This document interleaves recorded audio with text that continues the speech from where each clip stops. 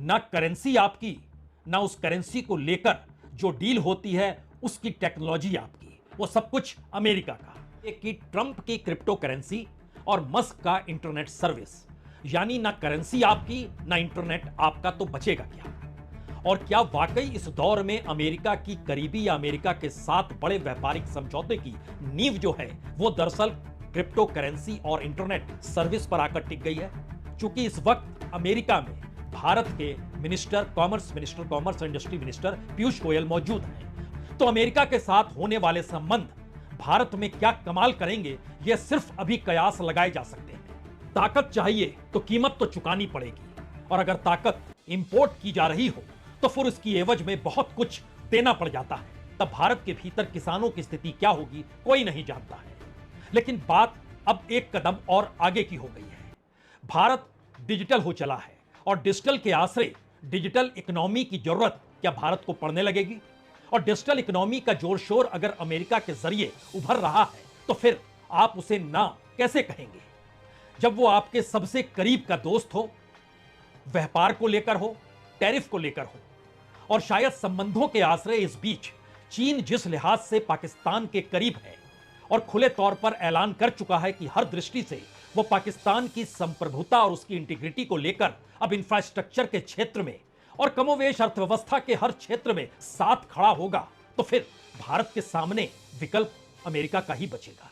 भारत की पूरी डिजिटल व्यवस्था जिस इंटरनेट पे चलेगी वह आखिरी पायदान पे खड़ी है, यानी इसके बाद अमेरिका या कहें एलन मस्क या कहें स्टारलिंक भारत में कदम रख देगा।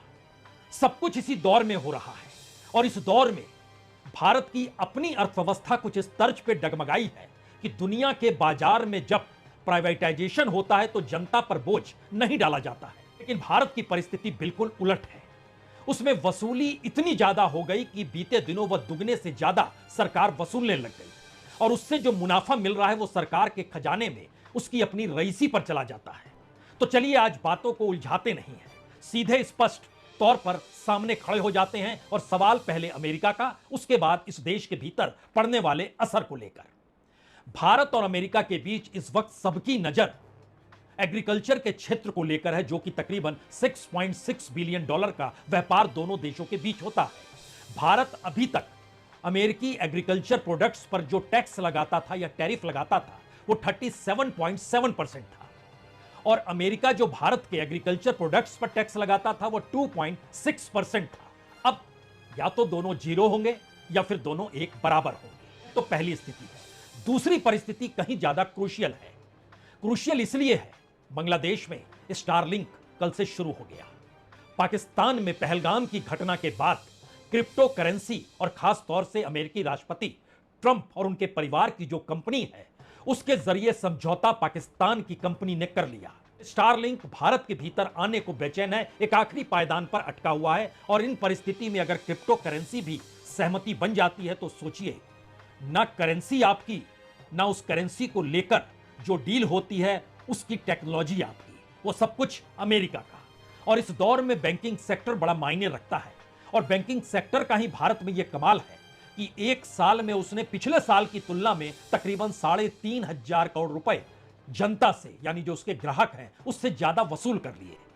और यह भी पहली बार होगा कि 48 घंटे के बाद आरबीआई का बोर्ड जो बैठक करेगा उसमें वो तय करेगा कि जो बैंकों का मुनाफा है उसकी कितनी ज्यादा पूंजी सरकार को बतौर डिविडेंड दी जाए। ये 2.5 लाख से 3 लाख करोड़ तक के बीच की स्थिति है, यानी एक वक्त आरबीआई पैसा अपने पास रखता था जिससे कोई बैंक अगर घाटे में आ जाए, नुकसान में हो जाए, बंद की परिस्थिति हो जाए तो फिर उसे बचा लिया जाए।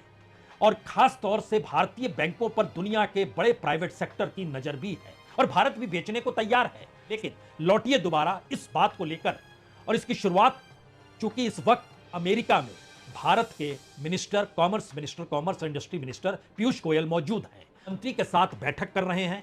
उनका नाम है पीयूष गोयल के साथ हावर्ड लुटनिक, जो कि अमेरिका के सेक्रेटरी ऑफ कॉमर्स हैं। आपकी नजर तो होनी चाहिए कि ट्रंप की क्रिप्टो करेंसी और मस्क का इंटरनेट सर्विस, यानी ना करेंसी आपकी ना इंटरनेट आपका, तो बचेगा क्या?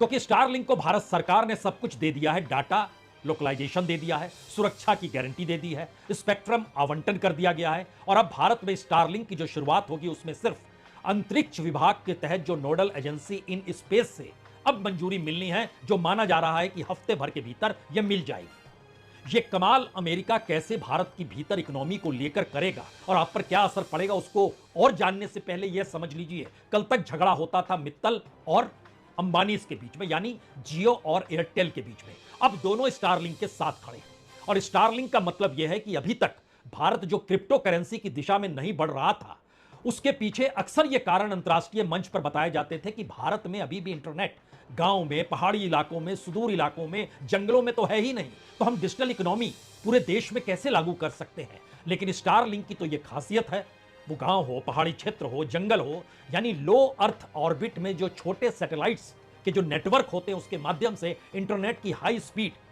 शुरुआत हो जाती है और यह काम स्टारलिंक बाखूबी करती है। और जियो का कहना है कि अपने रिटेल स्टोर और ऑनलाइन प्लेटफॉर्म के जरिए स्टारलिंक के उपकरण को वह बेचेगी। कल्पना कर रहे हैं, जिस जियो की शुरुआत ब्रांड एम्बेसडर में प्रधानमंत्री मोदी के चेहरे के साथ 2015 में की गई थी, अब वो तैयार है कि वह ऑनलाइन प्लेटफॉर्म के जरिए स्टारलिंक के उपकरण को बेचकर ही संतुष्ट हो जाएगा। दूसरी तरफ एयरटेल का कहना है कि दरअसल स्टारलिंक की सेवाओं को जोड़कर ग्रामीण इलाकों में इंटरनेट को पहुंचाएगा, वो उसका काम इसको पहुंचाने का होगा और भारत में एक डिजिटल रेवोल्यूशन होगा जो कि आपदा सेवा और सैन्य संचार में भी मदद करेगा। लेकिन एक क्षण के लिए सोच लीजिए, ये इंटरनेट सर्विस आपकी नहीं है, ये अमेरिका की है। वो आपदा का क्षेत्र हो या फिर सैन्य संचार की व्यवस्था हो, सेना से जुड़े संचार की व्यवस्था क्यों ना, उसके माध्यम से ही आप चलेंगे। यानी वो अपने नागरिकों को सुविधा देने की दिशा में बढ़ रहे हैं। भारत युद्ध और शांति के बीच वसूली कैसे ज्यादा हो, सरकार के ऊपर जो पैसा खर्च होता है वो और बढ़ता चला जाए, क्योंकि फ्री में तो इस दौर में 52-53 सांसद नहीं जाएंगे, हवाई जहाज से जाएंगे, यात्रा करेंगे, वहां जाके रुकेंगे, भोजन पानी भी होगा, वो चाहे वहां के एम्बेसडर के साथ रुके, वहां के दूतावास में रुके, होटल में रुके, खर्च तो होगा ही ना। लेकिन बावजूद इसके एक तरफ इस दुनिया की इकोनॉमी के आसरे दुनिया में युद्ध को खत्म करने की सोच और दूसरी तरफ युद्ध खत्म हो जाए तो इकोनॉमी बढ़ाने की सोच, और इन सब के बीच पहली बार बड़े समझौते जो भारत की रीढ़ पर सीधा हमला करने को तैयार है, वो प्राइवेट सेक्टर के हाथों में सब कुछ सौंपना, एग्रीकल्चर के क्षेत्र में किसानों के सामने अमेरिकी एग्रीकल्चर की चुनौती को खड़ा करना, भारत के भीतर पूरा डिजिटल सिस्टम इंटरनेट के आसरे वह भी अमेरिका के स्टारलिंक के भरोसे चलाना, और क्रिप्टो करेंसी की आहट धीरे धीरे सुनाई देते चले जाना, जो कि एक खतरनाक परिस्थिति में भारत को आर्थिक गुलामी की दिशा में ले जाएगी या नहीं ले जाएगी, या फिर भारत वाकई विकसित हो जाएगा। आपको जो सोचना है सोच लीजिए, लेकिन भारत की अपनी आर्थिक स्वावलंबन की परिस्थिति पहली बार दांव पर है, यह तो आप मान लीजिए। बहुत बहुत शुक्रिया, बहुत बहुत शुक्रिया।